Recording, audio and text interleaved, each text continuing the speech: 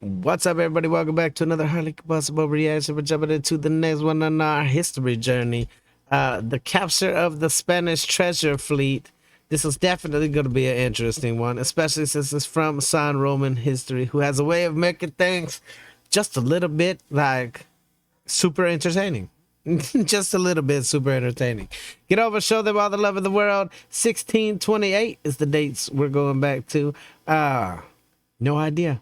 Let's find out a little something. The something's coming at us from Mikhail. Much love. I definitely appreciate the history journey. Let's learn. Thanks to Squarespace for sponsoring this video. At dawn on the 7th of September 1628, the man in the lookout spots sail on the horizon. All hands rush on deck, orders resound in the air, weapons are readied.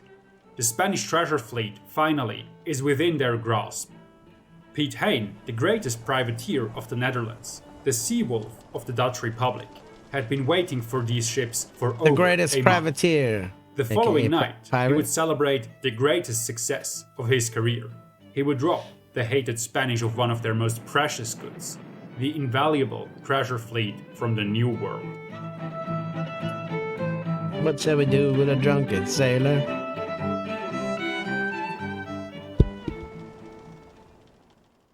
Piet Hein was far from being the first who targeted the Spanish treasure fleet. On the contrary, this famed fleet was the ultimate target of all enemies of Spain on the open oceans.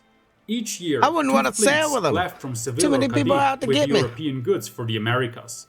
After a stop in the Canary Islands, they crossed the Atlantic Ocean and parted ways in the Caribbean. The Flota de Tierra Firme sailed to Panama and Cartagena, gathering valuables from this region, most importantly silver, while the Flota de Nueva España was bound for Veracruz in Mexico, where it was loaded with silver and the precious red dial cochineal. With their valuable cargo, the two fleets united in Havana before they'd sail home. The historian Robert Stradling points out that the empire depended on these annual shipments of silver and other goods from the New World to finance its wars in the Old World, especially after 1627, when King Philip IV had to declare national bankruptcy. This made it an even more appealing target to the Dutch West India Company, take them out on whose altogether. behalf Piet Hein was sailing. After 1621, the Spanish imposed a trade embargo on the Republic, tried to restrict the Dutch trade on sea, and surrounded the country with a belt of fortifications. But successfully raiding the Spanish New World treasure fleet could single-handedly finance a Dutch counterattack and break the Spanish stranglehold. But that was not the only reason why Piet Hein was determined to capture the silver fleet of 1628. He also had a personal matter to settle with the Spanish. Peter Petersen Hein, as his full name reads, was born the son of a simple seafarer in the Dutch town of Delfshaven in November of 1577. From an early age, he took to the sea and learned the ins and outs of seafaring from his father. But in 1598, he and his father were both taken prisoner by the Spanish. According to the historian Klaus Rattelband, this experience was formative for Piet, who was condemned to serve as a galley slave in the fleet of the famous general Ambrogio Spinola. For 4 endless years, he toiled in the cramped hold of a ship, moving heavy oars, until he was finally freed in a prisoner exchange. Only 1 year later, he was taken prisoner by the Spanish again, this time in Cuba. When he was finally released after another 3 years, went through some shit. the Spaniards were no longer just his country's, but also his personal enemies. One of his tormentors he remembered particularly well, Juan de Benavides Bazan. The two men were to cross paths again at a very crucial moment in Hein's life. From 1607 to 1612, Hein served in the Dutch East India Company and took part in the expedition to the Moluccas. He quickly rose to the rank of captain and upon his return married a wealthy widow. The two settled in Rotterdam, where Hein established himself as a sailing merchant and soon became a respected citizen and was even elected alderman in 1622. By now, Piet Hein had become a self-made man. But his ambitions, his hatred for the Spanish, and his longing for the salty water soon drove him out of his made nest. In 1623, He entered the service of the Dutch West India Company as a vice admiral and sailed to Brazil with about 26 ships to conquer some of the colonies there. They arrived at their first target, the city of Salvador in modern-day Bahia, on the 8th of May 1624. According to the historian Sir Charles Rolfe Boxer, Hein was responsible to a large part for the successful conquest of the town. He commanded the landing craft and climbed over the walls of the city at the head of his men. Although the rest of the expedition was less successful, it scored Hein a new nickname, the Sea Terror of Delfshaven. 2 years later, now as admiral, Hein set out for the Atlantic again, this time with the mission to capture enemy ships. He did so with great success. His fleet sailed from Sierra Leone to Bahia, where it twice plundered the Bay of All Saints near Salvador, which the Spanish and Portuguese had meanwhile reconquered. Venturing on, they captured one ship after another and even discovered the Flota de Tierra Firme between Florida and Cuba. Although Hein was itching to attack, he had to let the heavily laden silver ships go. It would have been insane to attack the convoy of 40 sail with his 14 ships. Yeah, a little bit When Hein returned insane. to the Netherlands in summer of 1627, his ships were filled to the brim with valuable goods, especially sugar, tobacco, and hides. His booty was so rich that the Dutch West India Company could hardly refuse him any wish. And there was something to fulfill all his wishes at once: the task of capturing next year's treasure fleet. The odds were better than ever. Because of the empty coffers, the Spanish crown was struggling to mobilize enough ships to transport the silver to the Old World, and was thus forced to reduce the number of vessels escorting the fleet. The West India Company granted Hein's wish, and made him admiral of a fleet of 39 ships and almost 4,000 men. On the 20th of May 1628, the heavily armed ships left the safe waters of the Rede van Texel. Hein had prepared the expedition thoroughly, spreading rumors that the fleet's destination would again be Brazil or Asia. He made this deception plausible by sailing his ship south in plain sight for 1 day, before ordering a sharp change of course and turning the squadron westward. His plan worked. About 3 weeks later, the Dutch ships reached the island of St. Vincent unnoticed and replenished their fresh water and fruit. But then Hein made a mistake. During a second stop on La Blanquilla Island off the Venezuelan coast, where the sailors were hunting goats and pigs, a ship's boy got lost in the forest and had to be left behind on the island after a futile search operation. This was fatal, because a Spanish ship picked up the boy shortly after. Hell. Now the Spaniards knew that the Dutch fleet was looking for their silver and hurriedly notified the Flota de Tierra Firme in Cartagena de Indias, which consequently remained anchored in its safe haven. The plan had been revealed. Piet Hein, unsuspectingly, sailed to the Cape San Antonio, the westernmost point of Cuba, as planned, and began to look for the treasure fleets between the island and Florida. He planned to intercept them on their way to Havana, where they were to meet before setting sail for Spain jointly. However, weather and water put a second spoke in Hein's wheel. The wind died and the current drove his ships towards Havana, where they passed on the 22nd of August. The governor of Havana knew that Hein was looking for the treasure fleet and sent out 9 small ships to warn the second fleet, the Flota de Nueva España, which had left Veracruz on the 8th of August. But none of them reached the fleet. On the contrary, one of them was captured by Hein. Because of this, Hein knew that the enemy was aware of his presence. But he also knew that he had not missed the second fleet, and there was still hope. And more than that, during the interrogation, a name was mentioned that was deeply etched on Hein's hell, memory. it's like fate played right into his de hands. Benavides, Bazan. He was the commander of the Flota de Nueva España. Quite unexpectedly, Hein was given the chance to take revenge not only on Spain, but also on his personal arch-enemy. Benavides had no idea what was in store for him. He had turned out to be a corrupt courtier who completely ignored the designated schedule and risked the silver vital for Spain to line his own pockets. He used his king's ships to trade in contraband and only set out to meet the Flota de Tierra Firme in Havana when King Philip IV personally admonished him to finally return to Spain. He then loaded the ships to the brim one last time and had even some of the gun stations converted into cabins to accommodate paying passengers. On top of that, his fleet was first caught in a violent storm and then set in a calm in late August. The same current that let the Dutch privateers drift off course was now dragging his ships into their arms. When the wind finally freshened and most of the fleet had found together, they set sail toward Havana. Days passed since Heine's men had caught the messenger ship. They were bobbing up and down at the height of Matanzas Bay. Almost all hope was lost when finally a Spanish straggler coming from the west sailed between them in the morning of the 7th of September. When the Spanish captain, believing he had found his countryman, revealed himself as being Spanish, the Dutch sailors shouted in cheer, "Zin Speken, Zin Speken," which roughly means something like "they are gammons, they are gammons," which was their derogatory term for the Spanish and Portuguese.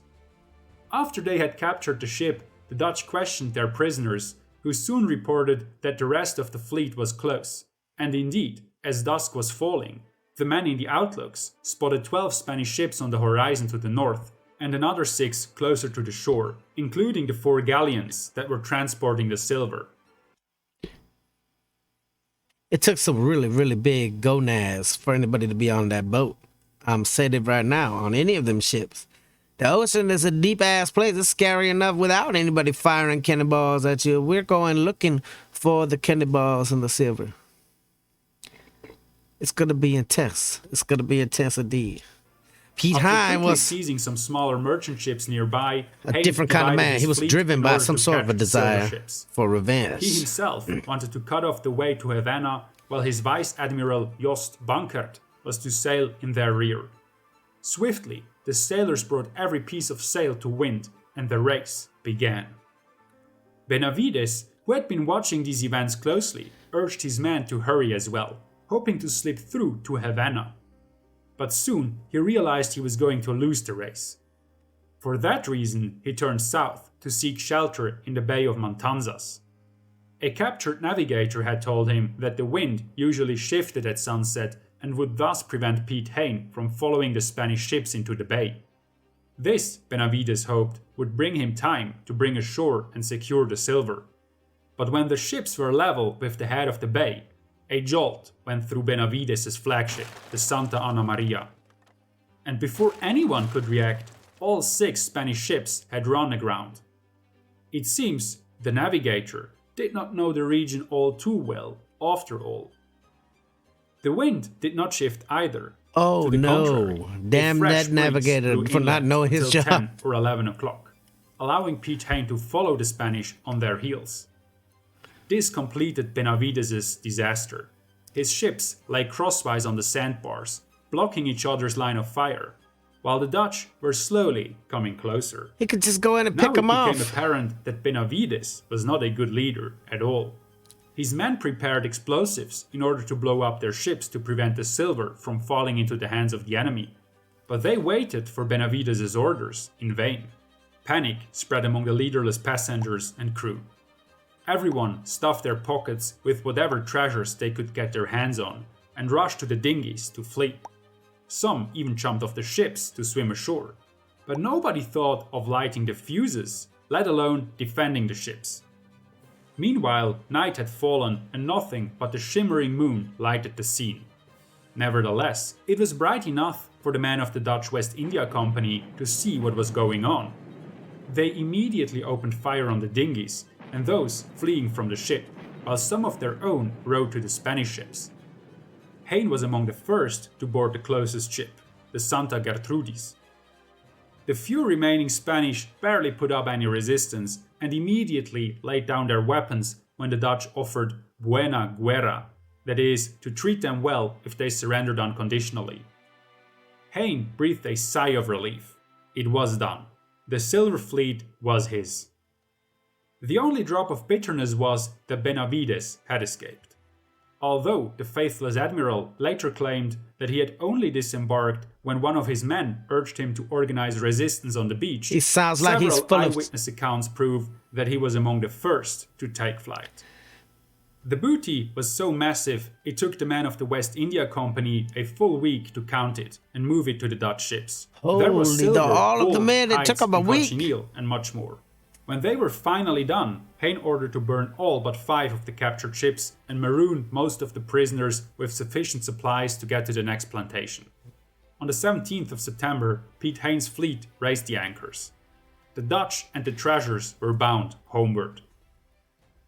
After a long and perilous voyage, the fleet reached the Dutch port of Hellevoetsluis on the 10th of January. Piet Hein returned home a hero. In every town he passed through on his way to Amsterdam, he was welcomed like a king. Frederick Hendrik of Orange, the stadtholder of the Netherlands, personally organized a banquet in his honors. Everyone understood what a blow Hein had dealt to the Spanish Empire, in a moment when the 30 Years' War was going badly for the Protestant allies, and the 80 Years' War of the Dutch themselves had been going just as badly. But they just got a bump in finances. He not only humiliated Spain in front of the world, but also had captured an enormous sum. In total, the Silver Fleet was worth about 11.5 million guilders, which roughly translates to a purchasing power of $500 million. This was a harsh blow to the Spanish war chest, ruined the creditworthiness of the empire, and washed enough wealth into the pockets of the Republic, so that the Dutch were now able to launch their long-planned counterattack. It was in part this money that made possible the siege of 's-Hertogenbosch, the strongest fortress of the Spanish encirclement. This was the first blow to break the Spanish stranglehold, which we learned about yesterday. Piet Hein succeeded. He captured the treasure fleet. He was the most popular man in the Republic, and he paid the Spanish back. But Hein could not bask in his glory for long. Oh, no. When on the 17th of June 1628, he was on a campaign against the Dunkirker privateers in the Straits of Dover, who were in the service of Spain and a constant threat to the Republic's merchant ships, an 8-pound cannonball shattered his torso. Hein died instantly. He subsequently became a national hero, and has since occupied a place in the Dutch Hall of Fame comparable to that of Sir Francis Drake in England. And although he didn't live long enough to see it himself, his victory also scored him the revenge on his opponent, Don Juan de Benavides Bazan, because he had lost the treasure fleet. He was beheaded on charge of high treason in Seville. You got him after 5 all. years later. Well, I'll be damned. All of that We want to build upon the effort. success of our channel and are therefore working on a website for our fans. We're building it with the help of today's sponsor, Squarespace, a powerful online platform from which to create your own website.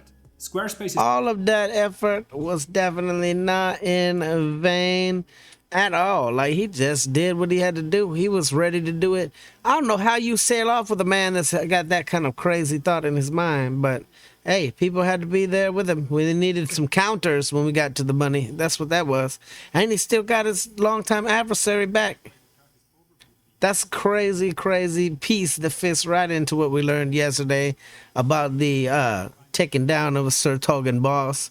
Hey, seriously, next level history right here, folks. If you guys enjoyed it, make sure you get over and show Sandrhoman History some love on their channel. Absolutely some of the best history things we've ever seen on YouTube, for sure. Smash the like button if you liked it, the dislike button, but I won't believe you. Would you have sailed? Let me know down inside the comment section. Would you have gone with him? Because that seems like a crazy... People don't realize how big and deep the ocean is until you're actually out there on a wooden ship. No, not me. Until the next one, you guys be happy, healthy, safe. I love you to the moon and back. Peace.